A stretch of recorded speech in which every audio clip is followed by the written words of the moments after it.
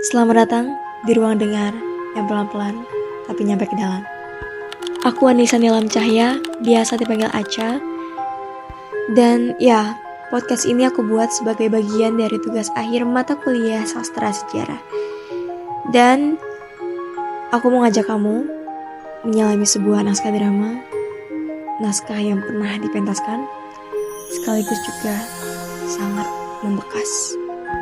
Dengan judul yang sangat menarik, Cimna Dusa Atma Kala, karya temanku sekaligus penulis yang hari ini jadi tamu ngobrolku, Kak Tiara. Kak Tiara. Jadi naskah ini pernah dipentasin dalam acara tahunan kampus kami, itu namanya Drawata ya Kak. Nah itu bagian dari mata kuliah dulu, itu tahun kemarin ya, semester 5 tepatnya. Mata kuliahnya kalau nggak salah telah drama ya. Iya, telah drama satu dua ya. Iya ada dua bagian seperti itu. Dan ternyata waktu naskah ini naik itu kayak banyak banget kan ekspresi penonton yang kayak wah, kayak ada yang gini gitu kan, kayak wah banyak banget deh yang banyak ekspresi. Jadi bahkan drama ini tuh masuk ke top trending ya, kayak terbaik gitu. Ya aku sampai merinding banget loh. Katanya sih gitu. Soalnya kita nggak ada di sana kan pas diumumin kan. Tapi dari info-infonya dapat penghargaan salah satu cerita terbaik gitu. Aku sampai terharu gitu mendengarnya. Lagi akhirnya nulis keren, wah itu keren banget sih, kamu keren banget. Oke, tapi hari ini kita nggak ngomongin tentang panggung, kita mau geledah Kak Tiara. Nggak, kita mau dengar langsung dari penulisnya Kak Tiara tentang proses nulisnya, maknanya dan semua perasaan yang diselipin dalam naskah Cimna Dusa Atma Kala ini ya. Cimna Dusa Atma Kala, ya. Ini dia naskah yang sangat membekas di hati dengan cerita yang sangat gelap tapi indah. Gimana? Oke, kita ayo nonton dah. Mungkin dari naskah Cimna Dusa Atma Kala ini boleh diceritain isinya dikit kali ya. Ceritanya tuh ada seorang gadis gitu ya, namanya Ana. Dia tuh nggak punya ibunya meninggal pas ngelahirin dia. Nah ayahnya ini terlalu cinta sama istrinya sampai dia tuh nyalahin anaknya sendiri kalau istrinya meninggal karena ngelahirin anaknya ini. Makanya dia mengalami pengabaian. Dan setelah ayahnya menikah lagi, membawa kakak tiri sama ibu tirinya, dia tuh sering disiksa sama kakaknya sama ibu tirinya. Sampai pas dewasa, anak ini dekat sama cowok namanya Alan kan. Nah kakak tirinya ini Cassandra tuh juga suka sama Alan. Dan makin dia tuh disiksa. Sudah segitiga ya Kak? Iya. Udah sih. Jadi yang lainnya spoiler ya, jangan dulu. Oke Kak, sebenarnya aku kan udah pernah baca nih dan kita juga kan udah tahu isi ceritanya. Sebenarnya aku penasaran waktu nulis si Cimna Dusa Atma Kala itu, kamu punya bayangan awal kayak apa sih? Kayak kamu mulai dari tokonya dulu atau kamu nggambarin perasaan kamu, kayak misalnya kalau misalnya dari tokonya dulu, aku pengen bikin karakter Ana tuh yang kayak gini, sadis, senang pas disakitin gitu. Dan habis itu kamu cari emosi tentang si Ana dan habis itu baru bikin si naskahnya, atau kamu kayak bisa wah gue nggak terima nih sama perasaan yang diabaikan kayak begini, kayak itu tuh enggak banget, gue pengen nulis perasaan itu, terus kayak akhirnya kebentuklah karakter si Ana ini. Kalau awal nulis sih yang pertama dicari tuh aku pengen bikin cerita yang berkesan buat aku sendiri gitu ya. Aku kan sering baca cerita yang nuansanya mirip-mirip lah gitu. Terus ada cerita-cerita yang membekas banget, aku pengen nulis kayak gitu. Jadi yang pertama dicari tuh sebenarnya lebih ke ambisi gelap. Wih, gelap coy. Jadi kayak sebenarnya sesuatu yang sederhana gitu loh. Kalau di naskah awal juga sebelum revisi tuh mau gambarin kayak orang yang pengen diterima gitu, dicintai atau dikasihanin karena nggak pernah ngerasain kasih sayang. Itu kan sebenarnya cuma sederhana gitu. Nah karena gelapnya ini itu ngebawa jadi sesuatu yang lebih dalam. Iya benar sih, kadang kan hal-hal sederhana itu kalau misalkan di jelajah lebih lagi sih pendem akhirnya jadi dalam ya. Nah, itu dari situ mulainya, baru setelah ide tentang ceritanya, dunianya gitu terbentuk, baru tuh karakternya muncul. Oh, dia tuh kayak gini karakternya munculnya. Oke, jadi melalui ambisi dulu baru bentuk karakternya yaitu si Ana itu ya. Keren. Oh ya Kak, kan di bagian awal naskah ini aku kayak udah langsung terbawa perasaan nih sama si Ana nih sebenarnya. Kayak dia tuh udah terlalu biasa disakiti juga sih sampai kayak dia merasa kayak gitu. Itu tuh adalah bentuk sebuah cinta, benar nggak Kak? Benar. Nah, kamu emang pengen pembaca ngerasa ikut perih juga ya? Tapi aku kayak ngerasa gitu Kak waktu baca lagi. Udah berapa kali kan kita bahas kan? Bener. Sebenarnya kalau ditanya pengen pembaca ngerasain sih iya gitu, tapi aku pengen sebenarnya lebih ke fokus alasan gitu. Alasannya. Kayak kenapa dia harus ngerasain itu, kenapa orangnya harus harus nyakitin dia gitu loh. Alasan dibaliknya bukan ke apa sih, Perasaan si dianya. itu juga termasuk, cuman lebih ke alasan dibaliknya dibanding kondisinya langsung gitu. Oke, nangkap. Ya lebih dalam aja sih maknanya buat dia. Tapi kalau soal ngerasain perih sih ya bagus kalau orang bisa ngerasain perihnya, berarti kan kita ada empati gitu kan. Bener, kalau yang nggak ngerasain berarti wah dia berarti bukan manusia biasa guys. Bisa jadi Psikopat itu. Oke Kak, sebenarnya dari awal ya, aku kan kayak sempat ngebaca lagi kan naskah kamu itu. Setelah aku ngebaca lagi, first impression aku tuh kayak gini, ini naskah kayaknya Cinderella tapi versi kelam. Jadi kayak kan mirip kan dari struktur tokonya. Kalau misalnya Cinderella kan disakitin, emang merasa sakit, terus nemuin cinta sejatinya, pangeran dia bahagia. Nah tapi kalau si Ari ini kebalikannya, dia itu justru suka sama luka yang diberikan sama si Cassandra ya, Cassandra kakak tiri dan ibu tirinya itu, dan benci sama penyelamatan yang dilakukan oleh si Alan itu sial kan. Nah, apakah kamu ini emang nyusun itu dengan sadar sebagai bentuk pembalik cerita dari yang kita kenal yaitu Cinderella atau gimana Pak? Iya, itu sebenarnya emang inspirasi ini juga datang dari dongeng-dongeng gitu kan. Sebenarnya banyak gak sih cerita dark series gitu ya, apa versi dark dari cerita princess yang kita tahu kan. Salah satunya tuh yang pernah aku baca, Little Riding Hood, itu berkesan banget buat aku. Aku pengen bikin cerita dengan nuansa dongeng kayak gitu, tapi versi dark gitu dan umum gitu loh, dialamin manusia mau zaman dulu atau zaman sekarang gitu, jadi lebih relevan gitu ya. Maksudnya di sekitar kita juga pasti ada kan situasi kayak gitu yang kita nggak tahu kan. Makanya itu awalnya juga dari sana datangnya. Jadi kayak apa sih namanya? Kamu nyari sesuatu yang baru tapi bisa direalitasi sama kita penonton gitu ya. Oke, nangkep. Oke Kak, aku mau kaitin naskah Kakak dengan materi sejarah kita ya. Kita kebetulan anak sastra guys, sastra Indonesia, anjay.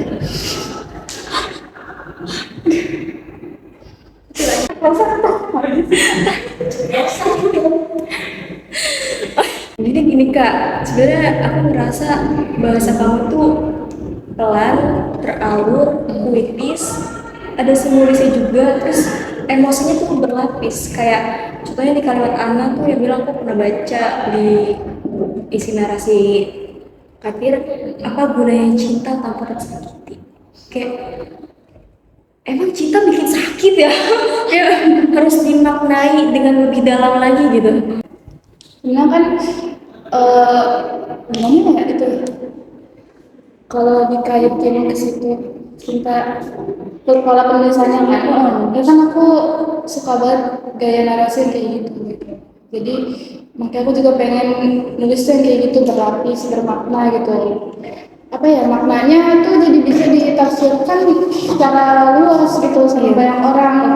Kita kan tahu sendiri kalau di riset sastra gitu ya, di cara kita memandang suatu karya itu kan beda-beda gitu kan, tergantung kita sendiri, tergantung orangnya. Nah itu tuh pengen nulis yang isinya tuh nggak template gitu loh. Oke. Kayak nih satu paragraf ini Aca bisa ngertiin kayak gini, aku bisa ngertiin kayak gini gitu. Oke, jadi kayak maknanya berlapis-lapis gitu kan, kita bisa ngeinterpretasiinnya sendiri jadi kayak makna gitu ya. Lebih luas gitu. Benar, oke. Terus Kak, karena di materi kita sejarah sastra ya, dijelasin juga kan bahwa sastra itu bersifat emotif, estetif gitu, estetis maksud aku. Selain buat nyampein cerita kan juga buat nyampein rasa juga kan Kak. Nah kamu sendiri ngelihat gaya bahasa kamu itu sebagai apa? Mungkin selain yang tadi kamu sebutin gitu. Emotif juga masuk sih. Kalau buat estetis, biasanya di sastra emang kita pakai estetis guys. Iya, benar juga.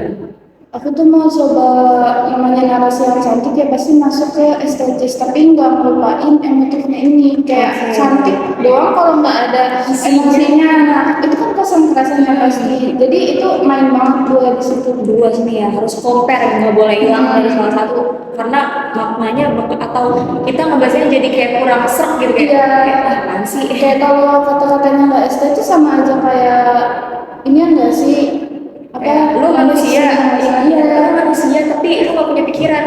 Oh. Jadi juga bisa masuk kan.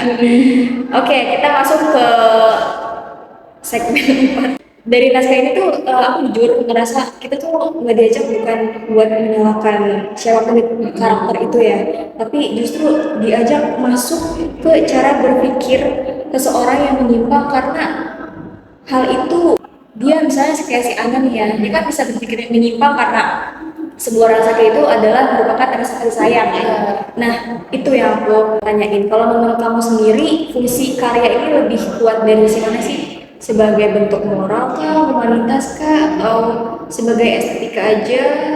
Tapi kalau estetika aja sih enggak ya, pasti ada maksud nyampein sesuatu kan. Itu buat di moral juga kita sebagai manusia tuh lebih apa ya, lebih awas mawas gitu sama orang sekitar kita tuh kita harus perhatiin, nggak boleh kayak pura-pura nggak peduli. Kayak di ceritanya kan kalau anak dibully sama Kak Sandra gitu kan orang-orang nggak berani nolongin gitu, kita kayak ya udah lah emang biasanya juga kayak gitu, kayak kita nggak bisa berbuat apa-apa gitu kan. Tapi mungkin kalau dari awal ada yang berani gitu nolongin, mungkin kayak orang di rumahnya gitu ya, pekerja-pekerja di rumahnya apa anak gitu, atau kayak ya dari pihak sekolah gitu atau teman-temannya mau lah gitu bikin keadaan tuh biar orang-orang tahu dan anak ditangani, pas Sandra ditangani mungkin nggak bakal terjadi kayak gitu. Iya sih benar. Jadi fokusnya tuh ya di moral itu, kita sebagai apa ya mau menyalahkan para penonton ini juga nggak bisa kan, karena mereka juga kita tahu mereka takut kalau mereka ngebantuin nanti diapa-apain juga Iya, sama Kak Sandra. dia nggak mau. Berarti kan kita nggak mau kena imbasnya juga nggak Iya, sih? tapi dari sisi kita kan pasti gregetan juga kayak kamu kan bisa mungkin ngelakuin sesuatu. Cuman kalau kita di posisinya kita juga mikir kayak takut gak sih? Iya, itu nggak sih kita berani? Iya, itu dia. Jadi Fokusnya tuh ya di moral itu, kita jadi mempertanyakan moral kita gitu loh sebagai manusia, sebagai sesama, bisa nggak sih kita ngebantu gitu. oke, keren sih Meka. Jadi si naskah itu tuh kuat banget di fungsi moralitasnya ya, walaupun gelap. Tapi di naskah tuh kayak ngebawa peringatan bahwa sebenarnya cinta ini pahami dari luka itu bisa jadi bahaya, kan? Kayak si Ana ini kan. Wah, ini berat sih ya. Oke Kak, kalau misalnya ditilik dari bentuknya, ini kan drama modern ya maksudnya. Tapi kan muatannya ini bisa juga kayak psikologis banget ya. Iya, iya. Kamu emang nyusunnya itu sebagai drama psikologi atau genrenya kamu biarin kabur aja gitu? Sebenarnya masuk ke psikologi juga, psikologi kayaknya. Tapi emang kita fokusnya kan juga bukan di psikologi itu kan, lebih ke sosial kemanusiaan. Itu tuh susah gimana ya? Oh ya, di sosialnya itu yang penting karena di masyarakat sosial kita sekarang juga ini nggak sih, kita kayak misalnya ada orang di jalan gitu ya jatuh atau apa pasti mikirnya entar juga ada yang nolongin di situ kan. Oh iya sih itu. Dan itu tuh mention di situ kayak kalau orang-orang kayak yang tadi dibilang kita belum bisa ngasih apa ya ngejudge sebelum kita ada di posisinya gitu loh. Jadi kuat banget di situ lebih daripada psikologis ya. Tentu psikologisnya juga penting ya. Kita harus perhatiin gimana kondisinya anak itu kan. Dan berujung menjadi bahaya atau enggak kan kita nggak ada yang pernah tahu siapa orangnya. Mungkin itu kita harus awas gitu sebagai sesama lah gitu.